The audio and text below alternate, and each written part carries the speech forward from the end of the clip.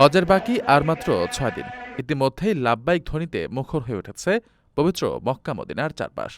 এখন পর্যন্ত ১৬৯টি ফ্লাইটে সৌদি আরবে পৌঁছেছেন ৬৫,৫৯২ বাংলাদেশি হজযাত্রী। অন্যদিকে আরও এক বাংলাদেশি হজযাত্রীর মৃত্যুর খবর জানিয়েছে ধর্ম মন্ত্রণালয়। এ নিয়ে চলতি মৌসুমে মোট ১৮ বাংলাদেশি হজযাত্রীর মৃত্যু হয়েছে। সর্বশেষ মারা যাওয়া হজযাত্রী হলেন ফেনী সোনাগাছির বাসিন্দা সাজেদা বেগম। তিনি বেসরকারি ব্যবস্থাপনায় হজ পালন করতে সৌদি আরব গিয়েছিলেন। রোববার মক্কায় তার মৃত্যু হয়।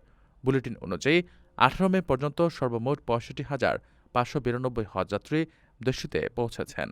এর মধ্যে সরকারি ব্যবস্থাপনায় ৪,৪৪৪ জন এবং বেসরকারি ব্যবস্থাপনায় ৬১,১৪৮ যাত্রী সৌদি আরবে পৌঁছেছেন। চলতি বছর চাঁদ দেখা সাপেক্ষে ২৬ মে হজ অনুষ্ঠিত হওয়ার কথা রয়েছে। গত ১৮ এপ্রিল থেকে শুরু হওয়া এই হজযাত্রায় সরকারি বেসরকারি ব্যবস্থাপনায় এখন পর্যন্ত মোট ১৬৯টি ফ্লাইট পরিচালিত হয়েছে। ধর্ম বিষয়ক মন্ত্রণালয়ের তথ্য অনুযায়ী হজযাত্রীদের সৌদি আরবে যাওয়ার শেষ ফ্লাইট আগামী ২১ মে। হজের আনুষ্ঠানিকতা শেষে প্রথম ফিরতি ফ্লাইট শুরু হবে ৩০ মে এবং শেষ ফিরতি ফ্লাইট পরিচালিত হবে ৩০ জুন।